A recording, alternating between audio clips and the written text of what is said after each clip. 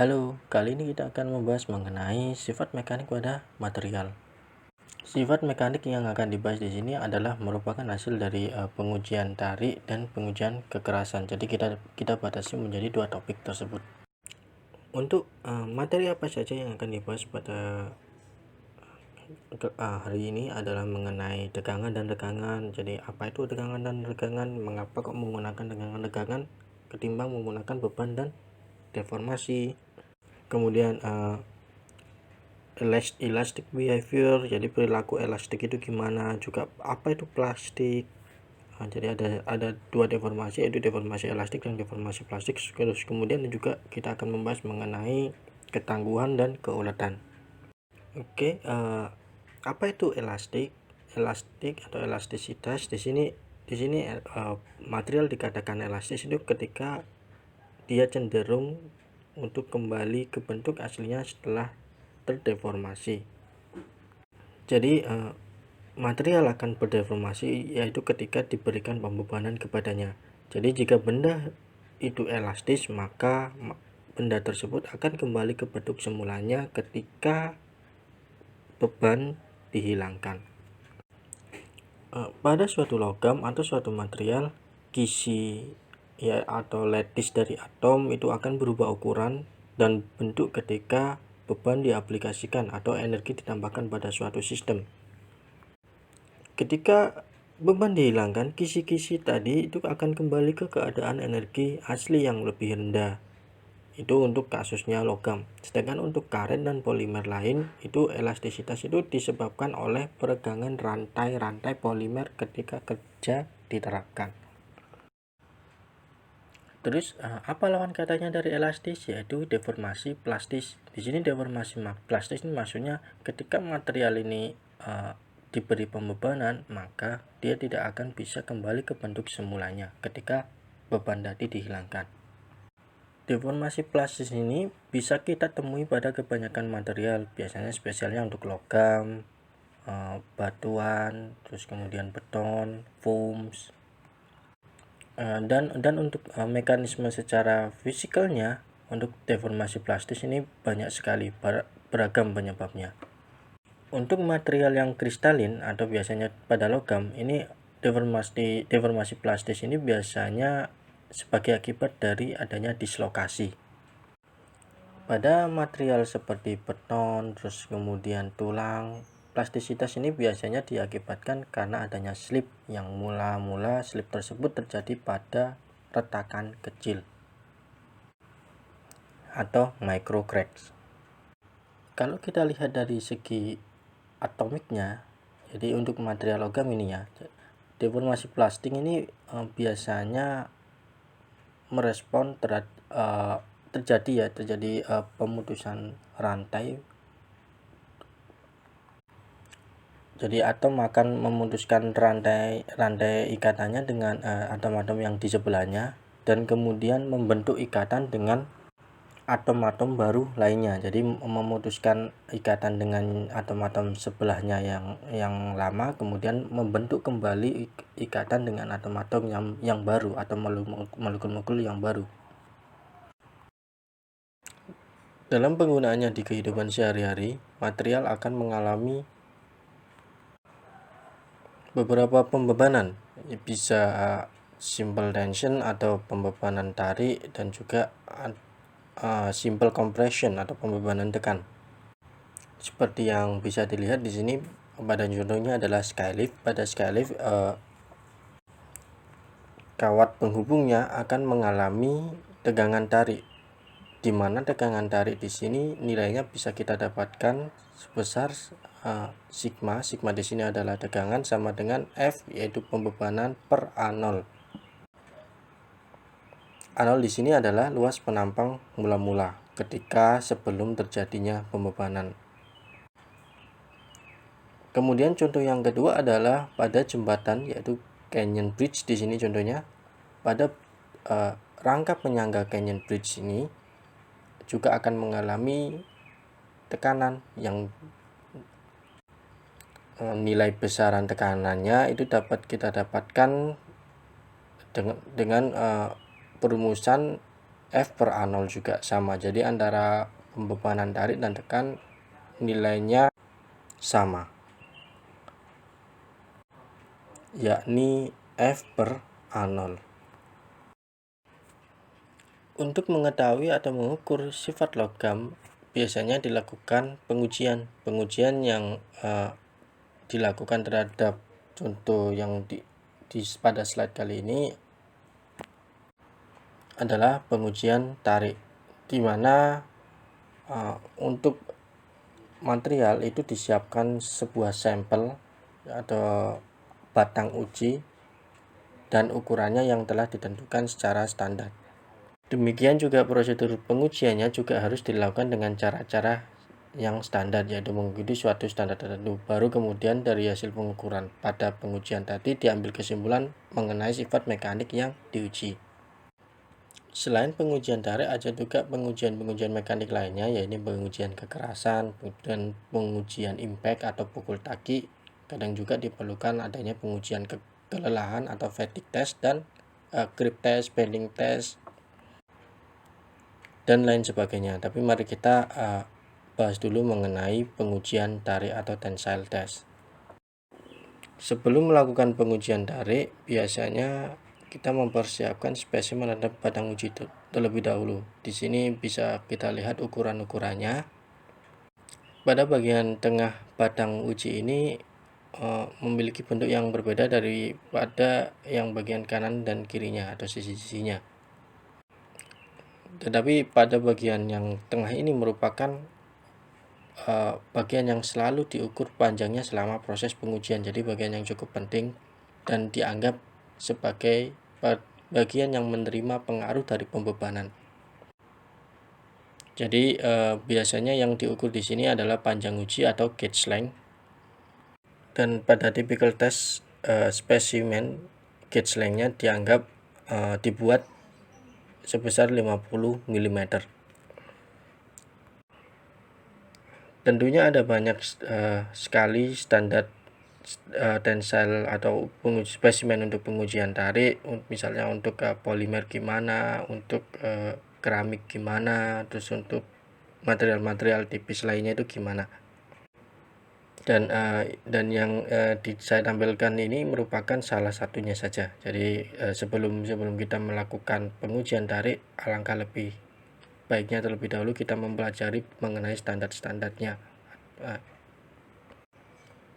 sehingga kita bisa mempersiapkan spesimen yang benar-benar sesuai. Berikut adalah kurva hasil pengujian tarik. Untuk key poinnya, poin penting apa aja sih yang kita dapatkan dari hasil pengujian tarik? Yang pertama, kita bisa tahu di mana daerah elastik dan daerah plastiknya. Yang kedua, kita tahu modulus elastisitasnya itu berapa, kemudian tegangan yieldnya berapa atau yield stress. Terus kemudian kita bisa tahu tegangan tarik maksimumnya atau UTS. Kemudian kita tahu keuletannya, terus ketangguhan, tegangan saat dia patah, dan tegangan saat mengalami regangan. Ada lagi, kita juga bisa tahu modulus resilient dari material yang kita uji tarik.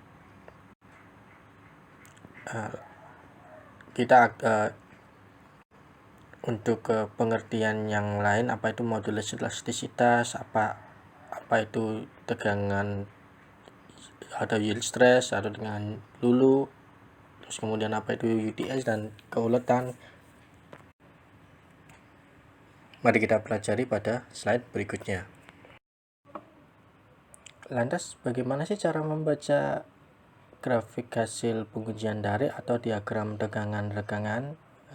Baiklah, ini berikut merupakan hasil uji tarik untuk baja karbon rendah.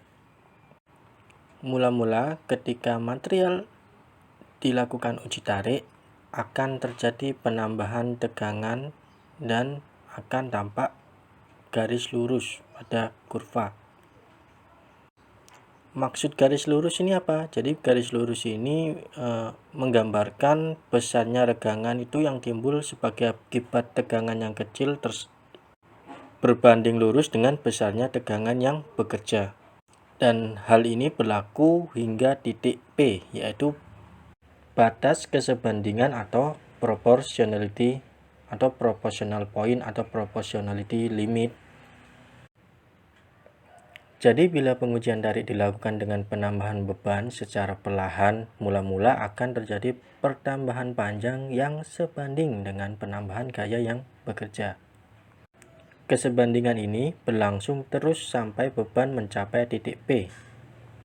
Setelah itu, pertambahan panjang yang terjadi sebagai akibat penambahan beban tidak lagi berbanding lurus. Jadi pertambahan beban yang sama akan menghasilkan pertambahan panjang yang lebih besar daripada sebelumnya. Dan bahkan pada suatu saat dapat terjadi pertambahan panjang tanpa ada penambahan beban. Batang uji disebut akan bertambah panjang dengan sendirinya. Jadi pertambahan panjang dengan sendirinya ini tanpa ada penambahan beban ini akan dikatakan batang uji atau spesimen atau material mengalami yield atau luluh. Untuk titik luluh ini ada upper yield point atau titik luluh bagian atas dan lower yield point. Kadang juga yield tidak tampak seperti yang pada slide ini. Jadi untuk kasus-kasus material tertentu yield tidak tampak. Tidak tampak bukan berarti yield tidak ada. Nanti akan ada penjelasan lebih lanjut mengenai kekuatan luluh atau titik luluh ini ya, maksud saya. Keadaan atau saat berlangsungnya yield tadi itu hanya beberapa saat saja, dan sesudah itu beban akan naik lagi untuk dapat memperoleh pertambahan panjang. Jadi tidak lagi proporsional. Kenaikan beban ini akan berlangsung terus-menerus sampai pada suatu titik, yaitu yang dinamakan titik maksimum. Setelah mencapai maksimum, beban tadi akan menurun. Beban pada mesin tarik tadi akan menurun, tetapi pertambahan panjang di sini akan terus berlangsung. Jadi akan terus bertambah panjang sampai akhirnya batang uji atau material tadi putus. Pada saat beban mencapai maksimum pada batang uji terjadi pengecilan penampang setempat. Jadi yang semula cross section atau luas penampangnya A0, pada saat mencapai maksimum atau perjalanan menuju titik maksimum akan terjadi pengecilan luas penampang. Ini yang dinamakan necking. Dan pertambahan panjang akan terjadi hanya di sekitar necking tersebut. Peristiwa seperti ini hanya akan terjadi untuk logam yang ulet, sedangkan untuk logam-logam yang lebih keras tidak akan terjadi necking atau tidak terlihat dengan jelas neckingnya, dan logam akan putus pada saat beban maksimum.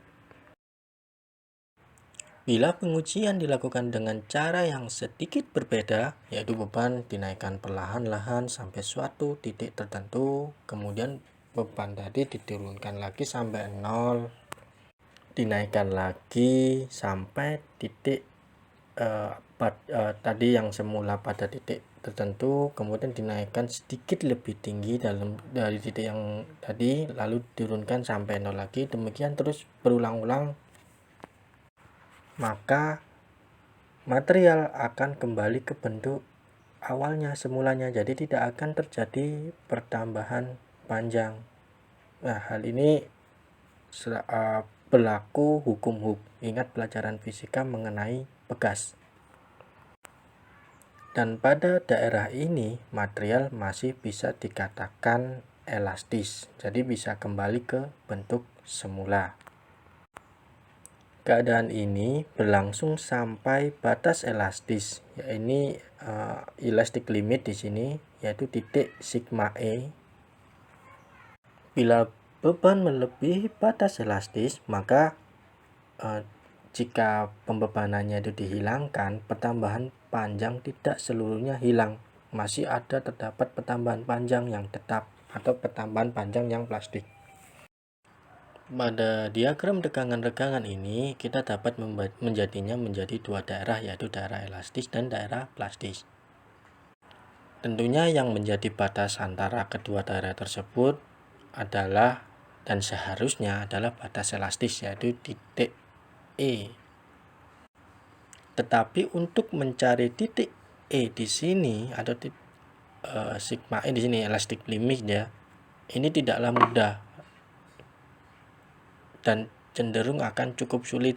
Maka biasanya untuk penyederhanaannya ini dianggap batas antara daerah elastis dan plastis adalah titik luluh atau yield point-nya. Di sini dilambangkan dengan U. Diagram contoh di sini adalah yield di sini tampak jelas ya, dan pada terjadi tidak pada beban maksimum. Jadi biasanya kurva seperti ini akan kalian temukan untuk logam yang cukup bulat seperti baja karbon rendah yang telah mengalami proses pelakuan panas namanya annealing. Untuk logam-logam yang lebih keras dan lebih ketas, jadi yang mudah patah, itu titik yieldnya ini tidak tampak jelas.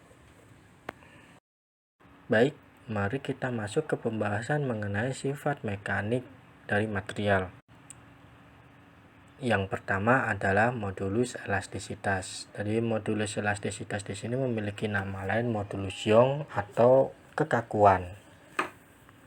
Dan nilai dari modulus elastisitas ini ditunjukkan dengan menggunakan hukum Hooke. Jadi nilainya adalah sigma sama dengan E dikali epsilon.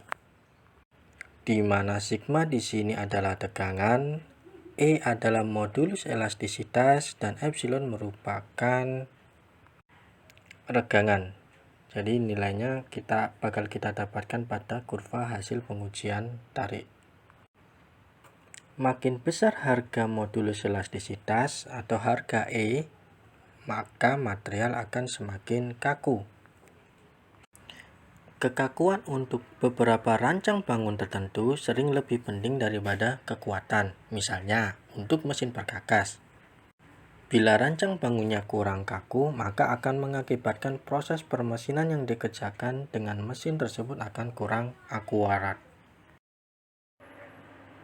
Dalam aspek desain atau pengaplikasian suatu material, biasanya yang diinginkan adalah deformasi elastis ketika dikenakan suatu pembebanan.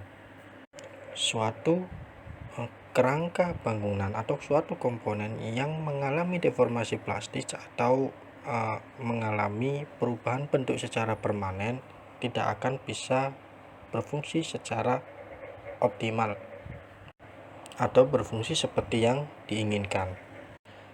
Jadi hal tersebutlah yang mendasarkan bagaimana cara mengetahui atau bagaimana permulaan dari deformasi plastis itu terjadi atau fenomena dari yield atau luluh itu terjadi.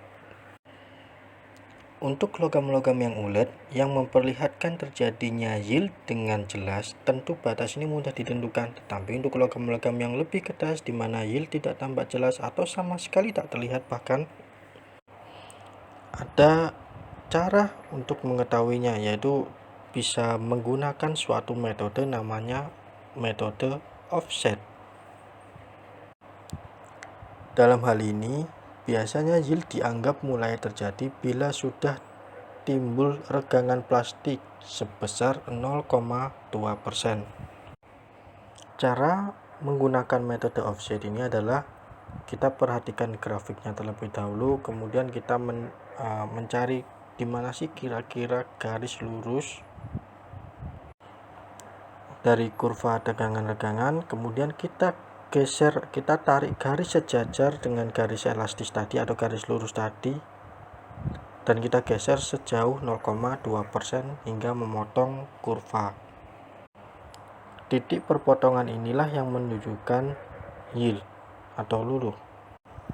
Untuk kunci penting pada konsep kekuatan yield atau kekuatan luluh ini adalah yieldingnya sendiri, kemudian batas proporsional yang sudah saya jelaskan pada slide sebelumnya, kemudian adalah yield strength atau kekuatan luluh, yaitu harga yang diperoleh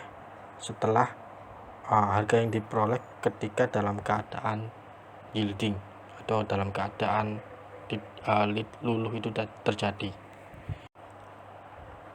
Kenapa sih penentuan titik yield ini begitu penting? Biasanya hal ini dilandasi karena ketika kita merancang sesuatu, tegangan yang kita rancang tadi tidak boleh melebihi yield point atau yield strength dari material tersebut supaya tidak terjadi deformasi plastik. Kemudian apa lagi yang terjadi ketika material pada daerah elastis? Yang bisa kita pelajari selanjutnya adalah resilient. Resilient sendiri itu menyatakan kemampuan untuk menyerap energi atau menyerap kerja tanpa mengakibatkan terjadinya deformasi plastik. Jadi dapat dinyatakan dengan banyaknya energi yang diperlukan untuk mencapai batas elastik.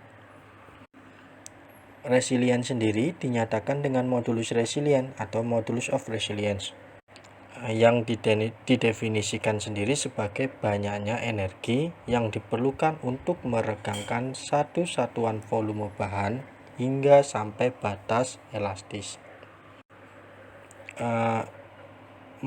Resilient ini sendiri itu dinyatakan kalau kita lihat secara grafiknya itu sebagai luasan di bawah grafik daerah elastis, seperti bisa kita lihat pada gambar berikut ini. Dari kurva grafik tersebut terlihat bahwa daerah atau luasan di bawah daerah elastis itu menyerupai bentuk segitiga. Jadinya bisa kita simpulkan modulus resilient ini sendiri rumusnya kita tidak perlu menghafal, tapi kita bisa dilihat dalam bentuknya segitiga memiliki luasan setengah alas dikalikan tinggi. Di manakah alasnya? Alasnya di sini adalah epsilon y atau regangan saat yield. Kemudian tingginya di sini adalah sigma y atau tegangan saat terjadinya yield. Jadinya perumusan dari modulus resilience ini sendiri sama dengan UR sama dengan setengah kali sigma y kali epsilon y, tegangan y kali strain yield.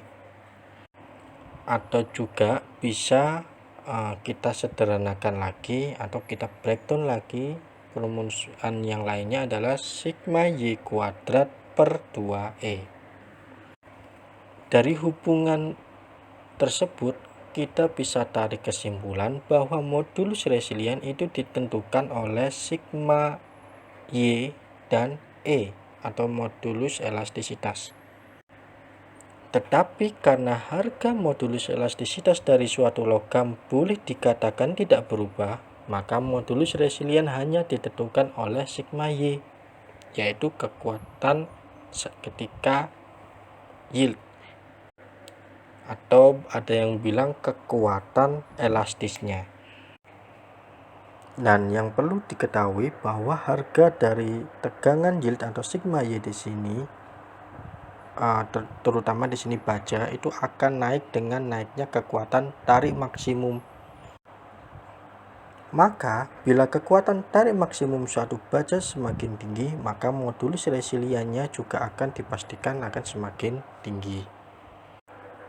Resilient di sini sifat yang penting bagi bagian-bagian yang harus menerima tegangan dan sekaligus juga tegangan elastik yang besar, seperti misalnya pegas pada alat transportasi. Jadi bekas itu harus menerima beban atau tegangan dan juga harus mampu berdeformasi secara elastis cukup banyak. Setelah sifat mekanik di daerah elastis selesai, kita akan berlanjut ke sifat mekanik di daerah plastis. Yang pertama adalah kekuatan tarik atau tensile strength. Kekuatan tarik ini menunjukkan kemampuan untuk menerima beban atau tegangan tanpa menjadikan rusak atau putus. Hal ini dinyatakan dengan tegangan maksimum sebelum putus. Kekuatan tarik ini sering dianggap sebagai data terpenting yang diperoleh dari hasil pengujian tarik, karena biasanya perhitungan-perhitungan kekuatan dihitung atas dasar kekuatan tarik ini. Namun, sekarang ada beberapa kecenderungan untuk mendasarkan perhitungan kekuatan pada dasar yang lebih rasional, yaitu kekuatan elastisnya atau kekuatan yieldnya. Sedangkan pada baja sendiri, kekuatan tarik akan naik seiring dengan naiknya kadar karbon dan batuan pada baja. Selanjutnya adalah keuletan atau ductility, yaitu menggambarkan kemampuan untuk berdeformasi secara plastis tanpa mengakibatkan patah. Keuletan sendiri itu nilainya dapat diukur dengan besarnya regangan plastis yang terjadi setelah batang uji putus. Dan keuletan biasanya dinyatakan dengan persentase perpanjangan. Jadi di sini dirumuskan persentase IL ini elongation atau pertambahan perpanjangan, sama dengan LF dikurangi L0. LF di sini panjang setelah putus dikurangi L0, yaitu panjang mula-mula dibagi dengan panjang mula-mulanya. Secara grafik, persentase perpanjangan dapat diukur pada diagram tegangan-regangan, yaitu dengan menarik garis dari titik patah. Di sini bisa terlihat B aksen sampai ke C aksen, misalnya untuk baja yang ductile. Tapi ada juga yang beberapa literatur menyebutkan menarik garisnya itu sejajar dengan garis elastis, jadi sama seperti penentuan yield, tapi kita tarik garisnya sejajar. Ada yang literatur menyebutkan seperti itu.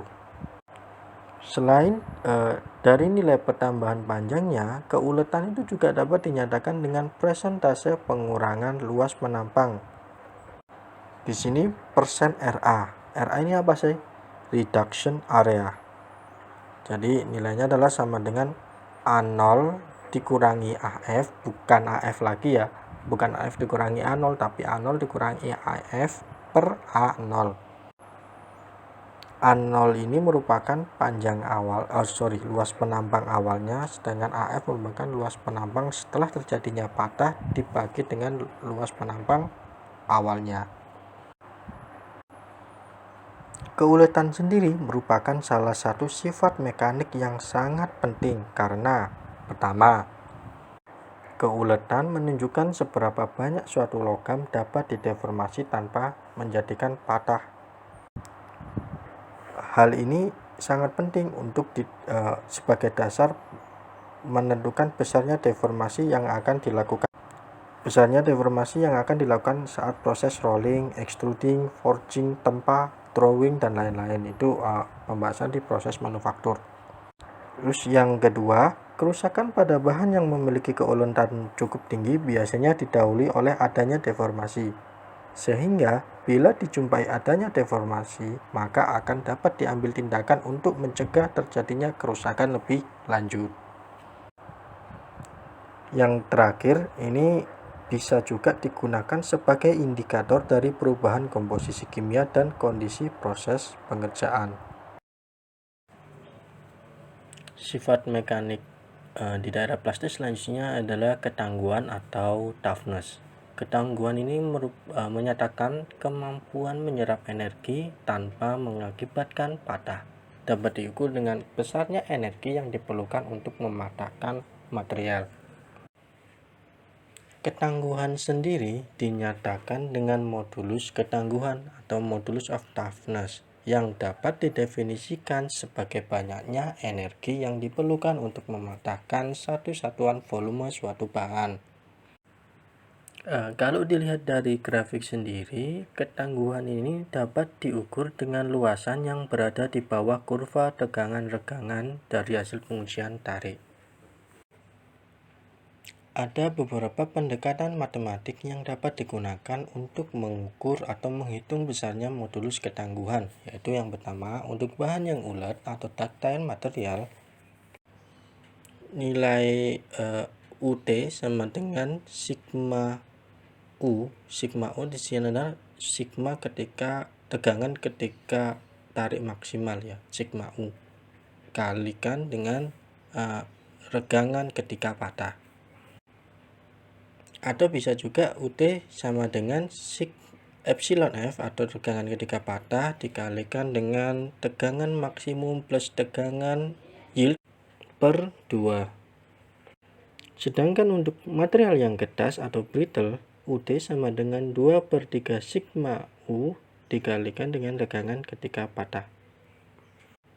Pada beberapa komponen mesin seperti kopling, roda gigi, rantai, kait, kran, dan lain-lain seringkali mengalami kenaikan tegangan sesaat hingga di atas yield point-nya.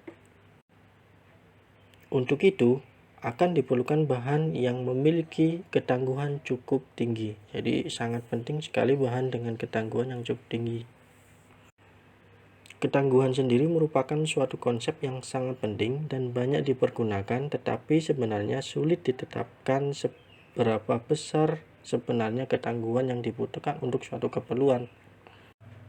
Selain itu juga, adanya kesulitan untuk mengukur seberapa besar sebenarnya ketangguhan suatu bahan suatu barang yang terbuat dari suatu bahan tertentu. Karena banyak hal ya, itu dipengaruhi karena adanya cacat, bentuk dan ukurannya, terus kemudian kondisi pembebanan, terus kemudian temperatur dan lain sebagainya. Diagram tegangan-tegangan seperti yang dibicarakan pada slide-slide sebelumnya itu disebut diagram tegangan nominal, ada juga yang menyebutkan tegangan-tegangan teknik. Kenapa kok dinamakan diagram tegangan nominal? Karena perhitungan tegangan dan tegangan tersebut berdasarkan panjang uji dan luas penampang mula-mula atau nominal. Padahal pada saat pengujian, setiap saat selalu terjadi perubahan sebagai akibat penarikan yang sedang berlangsung. Dengan demikian, seharusnya tegangan dan tegangan dihitung berdasarkan luas penampang dan panjang uji pada saat itu, bukannya mula-mula. Dari hal ini terlihat bahwa sebenarnya diagram tegangan-tegangan nominal, kadang-kadang disebut juga diagram tegangan-tegangan konvensional, kurang akurat. Namun demikian, untuk keperluan teknik, pada umumnya dianggap sudah memadai. Tetapi untuk beberapa keperluan tertentu, seperti misalnya untuk perhitungan pada proses pembentukan, contohnya adalah rolling, forging, dan lain-lain, serta untuk perhitungan yang lebih mendetail yang memerlukan ketelitian lebih tinggi, akan diperlukan diagram tegangan-tegangan sebenarnya. Nama lainnya dari diagram tegangan-tegangan sebenarnya adalah true stress dan true strain. Ya, untuk perumusannya sendiri sebenarnya ada penurunan rumusnya dari nominal ke tegangan sebenarnya, tapi saya tidak menampilkannya pada slide kali ini, jadi saya akan langsung menampilkan rumus akhirnya gimana. Untuk karena tegangan dan regangan pada saat sebenarnya ini diukur saat kondisi yang real, jadi kondisi saat itu juga, maka luas penampang yang dipakai untuk mengukur tegangan sebenarnya itu adalah luas penampang saat itu. Begitu pula dengan mengukur regangan sebenarnya, yaitu dengan menggunakan bukan panjang ketika patah, yaitu panjang ketika saat sekian detik ketika ditarik. Sehingga dapat disimpulkan di sini adalah tegangan sebenarnya itu sama dengan tegangan dikalikan 1 plus regangan. Regangan di sini adalah regangan teknik atau regangan nominal, dan tegangannya adalah tegangan nominal. Jadi tegangan sebenarnya sama dengan tegangan nominal dikalikan 1 plus regangan nominal. Begitu pula dengan regangan sebenarnya ini sama dengan ln kali 1 plus regangan nominal. Jangan kaget nanti pasti ada yang menyebutkan tegangan-tegangan nominal atau nama lainnya adalah tegangan-tegangan teknik, jadi sama ya. Perumusan tersebut itu berlaku hingga saat terjadinya necking. Jadi hubungan antara tegangan tegangan-tegangan sebenarnya dengan tegangan-tegangan nominal itu berlaku hingga saat terjadinya necking. Di luar itu, maka tegangan dan tegangan sebenarnya itu harus dihitung berdasarkan pengukuran nyata pada batang uji, beban, dan luas penampang setiap saatnya. Untuk daerah elastik, boleh dikatakan tidak ada perbedaan antara tegangan atau regangan nominal dengan tegangan atau regangan sebenarnya. Jadi perbedaan mulai terjadi di daerah plastis. Sedangkan pada kurva bisa kita lihat bahwa diagram tegangan-tegangan nominal itu sesudah melampaui tegangan maksimum akan terjadi penurunan. Sedangkan pada diagram tegangan-tegangan sebenarnya kurva akan terus naik hingga putus. Selain pengujian tarik, sifat mekanik suatu material itu juga bisa diukur dengan menggunakan pengujian kekerasan. Jadi kekerasan di sini sebenarnya merupakan suatu istilah yang sulit didefinisikan secara tepat. Karena menurut saya setiap bidang ilmu itu dapat memberikan definisi kekerasan ini sendiri-sendiri. Jadi yang sesuai dengan persepsi dan keperluannya. Karenanya juga cara pengujian kekerasan ada bermacam-macam tergantung dari konsep yang dianut. Dalam engineering yang menyangkut logam, kekerasan itu sering dinyatakan sebagai kemampuan untuk menahan indentasi atau penetrasi dan juga abrasi. Untuk pengujiannya ada beberapa cara dan standar yang digunakan. Biasanya ada pengujian menggunakan skala Brinell, Rockwell, Vickers, dan lain sebagainya. Pengujian kekerasan ini bakal sering dijumpai terutama pada di ranah industri, karena yang pertama alasannya itu simple dan juga murah. Kemudian pengujian hardness ini tidak merusak, atau nama lainnya adalah non-destruktif. Dan kemudian yang ketiga adalah sifat mekanik lainnya itu biasanya diestimasikan dari data uji kekerasan. Seperti contohnya adalah kekuatan tarik itu bisa diestimasikan nilainya dari uji kekerasan. Untuk material yang dikatakan memiliki kekerasan yang besar itu biasanya memiliki ketahanan terhadap deformasi plastik atau cracking ketika dilakukan penekanan. Dan juga semakin besar nilai kekerasannya berarti memiliki sifat tahan aus yang semakin baik. Di sini ada beberapa material yang berbeda-beda tingkatan kekerasannya. Untuk material yang paling lemah biasanya itu kebanyakan plastik dijumpai. Terus kemudian untuk yang paling keras itu adalah intan atau diamond. Pada gambar ini menggunakan metode Brinell ya. Jadi indentor bola baja yang dikelaskan ini diaplikan gaya.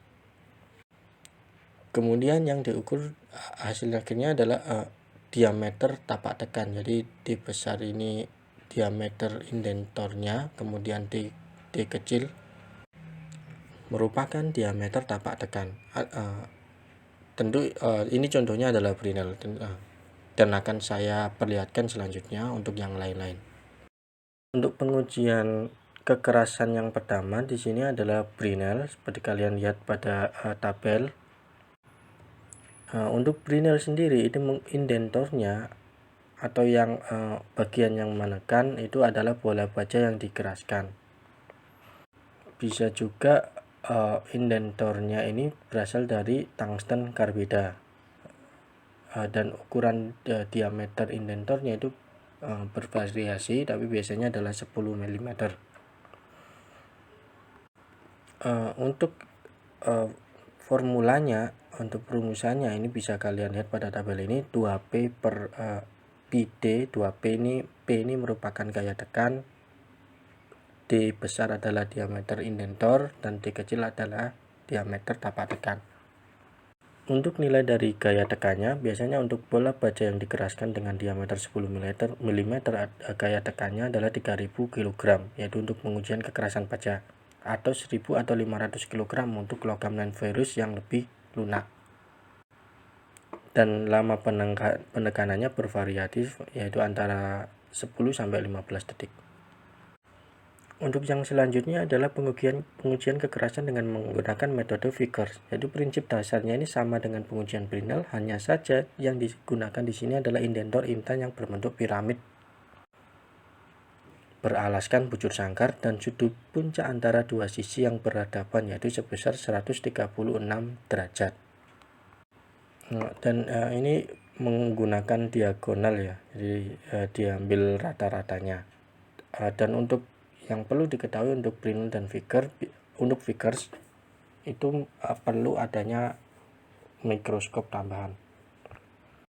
Gunanya apa sih mikroskop? Jadi mikroskop tadi biasanya udah include pada alat Vickers micro harness, digunakan untuk mengukur panjang diagonalnya.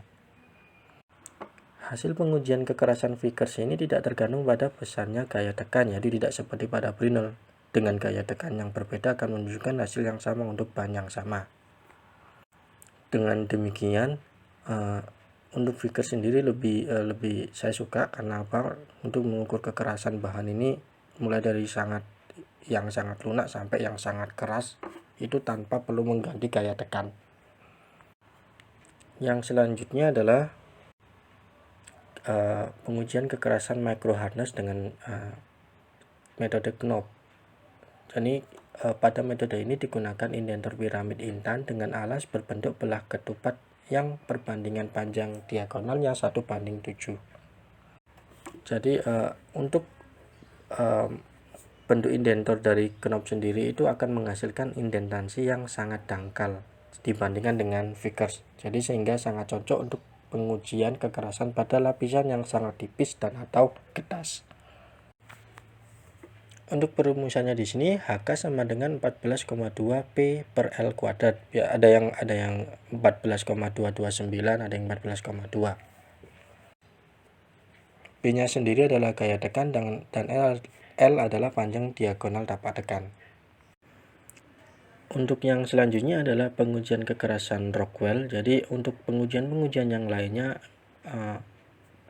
masih perlu dilakukan pengukuran diameter tapak tekan secara manual ya, sehingga memiliki peluang terjadinya kesalahan pada saat pengukuran. Jadi di samping itu juga akan memakan waktu, sehingga ada cara yang lebih simpel lagi, yaitu menggunakan metode Rockwell, dan yaitu pengukuran langsung dilakukan oleh mesin, dan mesin akan langsung menunjukkan angka kekerasan dari bahan yang diuji. Cara ini lebih cepat dan akurat tentunya. Nah, di dalam cara Rockwell ini sendiri itu memiliki beberapa skala tergantung dari kombinasi jenis indentor dan besar beban utama yang digunakan. Untuk logam sendiri biasanya menggunakan skala B atau skala C dan angka kekerasannya dinyatakan dengan RB dan RC. Untuk skala B itu menggunakan indentor bola baja berdiameter 1/16 inch. Dan beban utamanya biasanya adalah 100 kg. Dan untuk kekerasan yang dapat diukur untuk skala B ini biasanya sampai 100. Bila pada suatu pengukuran diperoleh angka di atas 100, maka pengukuran harus diulangi dengan menggunakan skala lainnya. Kekerasan yang diukur dengan skala B ini relatif tidak begitu tinggi, yaitu untuk yang tinggi itu biasanya menggunakan Rockwell C. Dan biasanya nilai angka kekerasannya itu sampai RC 70. Dan untuk skala C ini menggunakan indentor intan atau diamond. Ada lagi bila sangat keras itu kita bisa menggunakan Rockwell A. Di samping Rockwell ada yang normal, ada pula yang disebut superficial Rockwell yang menggunakan beban 3 kg. Biasanya indentor kerucut intan, diamond, cone, rail, dan beban utama 15, 30, atau 45 kg. Dan superficial Rockwell ini digunakan untuk spesimen yang tipis. Terima kasih untuk perhatiannya. Sampai jumpa pada video selanjutnya.